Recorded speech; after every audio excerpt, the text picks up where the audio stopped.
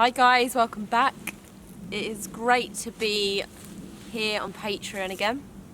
I know I haven't shot a video for quite a long time, and that is because I went to Scotland and then I came back and I've just been editing the Scotland series. So yeah, that did take up a lot of time.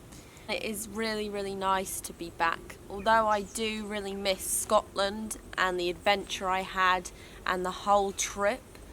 Like I've said before, it was the best 2 weeks of my life. It is really nice to be home though. That's the main thing. So I've come back, and as you can see, autumn is here. Everything is beautiful. It's all turning like bronzes and orange and yellows, and it looks absolutely stunning. Up north though, I must say, they're a little bit ahead of the time because everything had pretty much gone yellow and orange, where here it is still a little bit green. It's really nice, and it's going to make some really nice photos and video footage. So anyway, I really hope you enjoyed my Scotland series. I absolutely loved it, as you can probably tell. It was such a experience, and I learnt so much from it, and I also got a lot of reward and a lot of freedom from it, so it was absolutely lovely. And I thought I'd do this video as a sort of reflection of how the trip went, and you can get more insight into the trip. And I've also got a map which I'll show you in a minute, but the route that I took, so you can have a look at that. And I'm also going to tell you what I'm doing right now, so what the plan is and what I'm going to do throughout the winter, what my sort of goal is, I guess. And yeah, it's just going to be a bit of a chit chat while I'm sitting here in my hammock out in the woods. My sister's Tanzanian friend is over at the moment in the UK, which is lovely. Really nice to hear a bit about Tanzania and the culture. If you watched my videos ages ago, you would have known that me and Louise were going to go to Tanzania for a month. We were going to get our flight over to Dar es Salaam and then spend a month in Tanzania. That was the goal. A lot of stuff happened in that time and things changed, and also Ebola became really rife, and it still is out in Tanzania. So Ebola is a really deadly disease. It's absolutely awful, and I don't think there's a cure for it. There's no injection for it. So I didn't really want to be risking my health just to spend a month in Tanzania touring round. It's really rife. There was thousands of people dying, and they kind of kept it on the low on the news, but when you look it up and you look into it, you can see it's really bad. So yeah, I didn't fancy that, and neither did Lou. So we decided let's not go, and other things happened as well that led us to not going. So yeah, we decided not to go, and that was that, which was a real shame because I would absolutely love to go to Tanzania, and hopefully that's something I do in the future when maybe Ebola's not as bad, and you can get injections for the other diseases out there. Yeah, I guess that's something for the future now. I then went to Scotland. That was pretty much my holiday for this year. So anyway, the guy that we were going to go over to see, Louise's friend, decided to come here instead for a month. So he's just spending time around where we live, and he's also going to Wales, and I'm not sure what else they're planning to do, but yeah, so it's been lovely getting to know him. He also did my henna, one of them, it's like ink with nice patterns on it, so he did that while he's here, which was very nice of him. Right, so now on to Scotland. The reason I decided to go to Scotland, it was a bit out of the blue. It wasn't really planned, I guess. But my parents, if you watch Bushwhacker Man's channel, he and my mum went on a 1-month trip in their Land Rover across Scotland. So they did a route called the North Coast 500, which is 500 miles just travelling round the top part of Scotland. But when they got back, I was like, oh, that's it, I've really got to go to Scotland. It's just something that I've got to do. And they got back, and I think it was 2 or 3 days later, I booked a flight to Scotland, to Glasgow, and it was just so quick how it all happened. It was mental. So I did that. I booked my flight, I booked my coach, and then I got some gear that I needed, like a tent and a water filter and a stove, and I was off. That was pretty much it. As you know, I hiked it was probably 8 days in the end, because I had 2 nights at the campsite, and then I met the 2 guys at the end of the trip. And so for the rest of the days I was pretty much hiking and exploring the area. So at the end of my trip, I think it was 4 or 5 days to go, I bumped into these two guys. It was a 20-year-old with his dad, and they were basically on a week's expedition, just touring up around Scotland in their car and car camping, and just exploring the sights and taking photographs and things like that. So I was camping at the loch on one of the nights the first night I got to the loch, and he come up to me and we started chatting.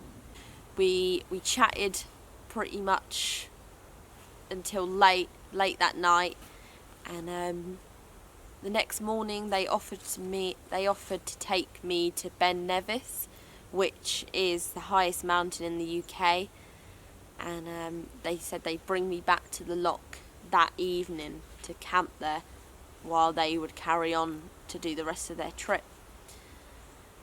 In the end, that didn't work out. That didn't, because in the end I went up to Isle of Skye with them. We did 2 days round the whole of the outside of Isle of Skye, and then we came back down to Kielder Forest. It was a really nice little road trip with them. Obviously I've been used to hiking, so it was so different getting in a car and exploring that way. By meeting them, I got to explore a lot more of Scotland that I haven't seen, and I wouldn't have seen if I stayed on my own. So it was such a great opportunity, and they were kind enough to let me tag along on their trip. Anyway, they told me to buy one of these maps. It's just a normal map of Scotland, and basically what they do is every trip they buy a new map, and they kind of draw and plot out their route, and on each point say where they've camped, say what's a really nice viewing point, or a nice place to take a photo or camp in the future. And so I really liked that idea, and they said, oh, you should get a map and do your own one. And over the roads that they've been to before and the places they've been to, they used a different colour pen. I've never been to Scotland before and toured round. I've only been to Paisley, and that was for a national cycling event, but I've never gone into the really nice places in Scotland, so it was a first for me, and I was literally staring out the window the whole time with my mouth open like, oh my god, this is crazy, because the mountains and the streams and the rivers and just the vastness was crazy, and I hadn't even gone to the top of Scotland. Apparently that gets mega good. Apparently it's barren, but the mountains are just on another level. So hopefully when I get a car I can go tour the top of Scotland. Miles, the son, kindly helped me plot out the roads that we took. I still need to jot down the campsites that we stayed at, the car parks and the pull-ins that we went to, and put that on the map for future references, or just to see where I camped, really. You're going to be amazed how much land I covered. Well, for an English person, that is a lot of land, because we're in a small country. We get conditioned to travel in small mileage. I obviously started a lot further south because I'm below London, and this is just a map of Scotland. So I flew from London Gatwick and I arrived up here. So that was only an hour journey. Decided to get the plane because the train was more expensive, and it's just a lot faster as well. This is where I landed. This is obviously the airport, and I got a coach on the way there. All the way, this was a 2.5 hour coach, along this main road. I went past Loch Lomond, which is a famous loch. It's a really big loch, and then I went further north until I finally got to Glencoe area. And the coach dropped me off here, and I hiked to the Glencoe Mountain Resort, which is like a ski place. So that was the campsite I stayed at for 2 nights. And after that I headed down this road, and this is the whole road that I hiked in total. And this around here was the hut that I stayed in, and this is the loch at the bottom where I met them 2 guys. I got there on the 10th day, and we drove all the way back up that road. So obviously that took me a long time to walk down because I took it steady. I was soaking in the views. I also had that heavy pack on, so I didn't want to do too many miles. So driving was so much quicker. What the plan was to come up this road and go to Ben Nevis, following this A road. So yeah, we came up there and we headed north towards Glencoe, and along the way we stopped. This took us ages. It took us the whole day to get there because we just kept getting out and stopping and taking photos and videos. It was crazy. So then we headed for Fort William, which is the next major town. And obviously next to Fort William you have Ben Nevis. So we came down this little road here and we parked up in the car park and just walked a little way up. So this was in Glen Nevis. So this road takes you like a quarter away up the actual mountain. And we ended up camping down this road on the second to last night, which was lovely. Such a nice pull-in we found. And then we carried on north, and we were like, you know what, I reckon we can cover some more mileage. Let's not stop yet. So we went through Fort William, which was quite busy. It'd been busy from what I had seen. I'd obviously been down in this glen and seen hardly anybody. So coming out and being on a main A road and going through this major town was crazy. We headed up. We went past a loch and we kept heading northwest over here, and we decided, do you know what, I reckon we can get to Isle of Skye today. So what we did is we carried on, and just before we went to Isle of Skye we had a look at this castle, Eilean Donan Castle. Let me find it. So it's here it is, Eilean Donan Castle. So it's just before you get the bridge over to Isle of Skye. It was absolutely beautiful. It had so much history in there as well. The whole route really, there was so much history and so much to learn. And we stopped at 2 major castles along the way, and that was one of them. But along the way is so much history, and that's what I really like about England. So that was quite a touristy place to go because it was a castle. But soon after we headed out of there, we crossed the bridge over to Isle of Skye. So we were all like, way, we made it. And this was still on the first proper day. This was the first real day. So we covered so much already and seen so much. We decided to camp somewhere quite south on the island. So we drove a little while and tried to set up camp. It was getting quite late, and we ended up setting up in the dark about 6ish. So I'm not too sure the exact place where we camped. I need to get it off Miles and jot that in, the date and where we camped. But it was somewhere south on the island. What we did the next day is we went down south and we went right down here, down to the bottom. And then on the way back we did this route. And there were so many really nice sights along the way. I really need to jot in some of the things I saw, because in Isle of Skye we saw eagles, we saw seals, and yeah, other nice beaches and things. So I need to jot that in really. We carried on up north and went right to the north of Isle of Skye in the end. We ended up camping around here. Day 3, we headed on back down south. We took a little detour down this farm lane. The weather was really grim and we couldn't see a lot because it was raining and cloudy.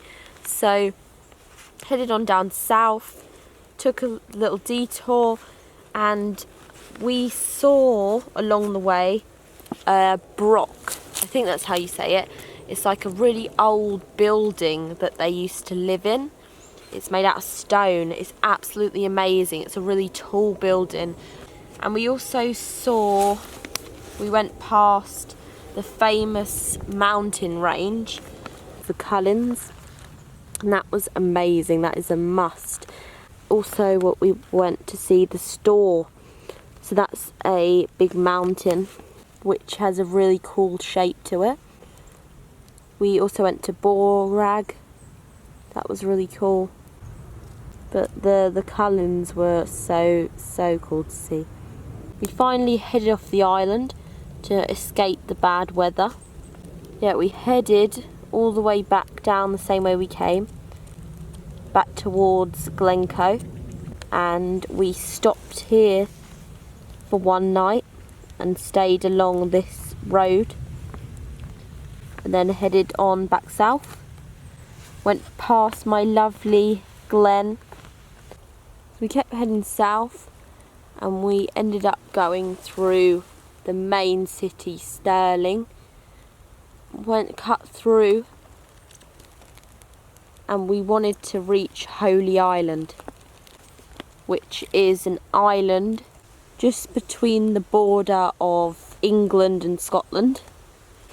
And you get a road out to there, but at night time or when the tide comes in, you get stuck there because the tide comes over the road and you can't get back in or out. So you have to wait for the tide to go out to actually reach the island. There was no camping on there, but we went and visited a castle there, and that was lovely. After that we headed south, and we really wanted to go visit Kielder Forest. I had been telling them about the Bigfoot sightings there, and they were really intrigued, so we decided to head on over. We were also really missing trees and forest, so we tried to find a camp spot round the reservoir, but we ended up going over this way, this direction, and camping over here somewhere. I don't have the exact place, but we camped over here, so it wasn't too far away from the reservoir. and we were doing Bigfoot calls that night and and all that. It was a really fun night, and it was really sad because we all knew it was our last night together and I'd be leaving the next day. Anyway, we followed the same route that we took down all the way back up, and they dropped me off at lovely Glasgow at the airport. So yeah, went to the airport and I flew all the way back home. They ended up dropping me off late at the airport, so we pretty much had the whole next day to explore on the way back towards the airport. And we stopped in a little tea room on the way home and sat down and did our maps like this and planned the routes out where we'd been, and basically saying our farewells because I was heading off home. And yeah, we knew we wouldn't see each other for quite a long time. So anyway, that was the route that we took, and yeah, I hope you enjoyed seeing that. Maybe you wanted to visit Scotland and you got some ideas, or you got a rough idea to know where I was my whole time. I'm going to explain to you now what I'm doing now and what the plan is. So that's in the past now, which is a real shame, but I've got so many memories from it and it was absolutely amazing. So you can see that I've got so many layers on right now. It is pretty cold. I think it's a lot warmer than it was up north, but it is getting cold down south here now. Winter is definitely on its way. Anyway, plan now is I am staying here for 8 days. So I really just wanted to get out and practice a bit of bushcraft and just get it back into that routine and that rhythm, because I've been hiking and kind of having minimal stuff and luxury items hiking. It's really different to bushcraft and survival. So yeah, I've just really craved coming back here and just staying in my lavoo with the wood burner on and having fires, and yeah, that's what I've missed. So for the next 8 days I'm going to be really honing in on some of my skills and kind of rekindling old skills and learning some new ones, and it's just going to be kind of a learning 8 days. I'm not sure if I'm going to video the whole 8 days camping. I will see, but I will be uploading videos on YouTube from this week. I'm going to be working on my TP while I'm here, so I'll probably be doing episode 2 very shortly. I just need to put some more struts on the frame and start waterproofing it. And then I've also got to do in episode 3 a Dakota fire and start leveling off the ground inside. So just preparing now and really kind of finishing off this teepee shelter. I also will be working on the Bushcraft Essentials series that I started and doing a few videos for that, especially for beginners on my channel. I think it's great. I know a few of my Patreons are beginners and they're just learning some essential skills, so I hope that helps, because it really benefited me when I was starting out, so I wanted to kind of return the favour.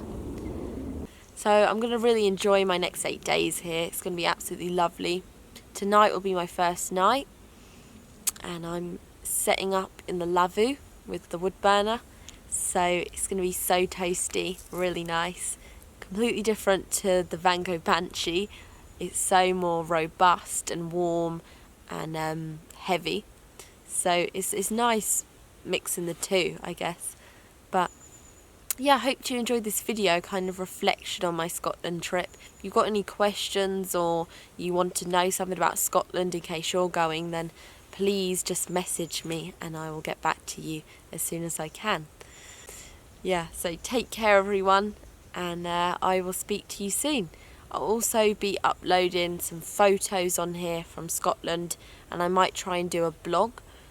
I took a some paper with me and kind of did a journal while I was in Scotland of how I was feeling and where I stayed, and I might do a blog on it, I'm not too sure, so you have to look out for that.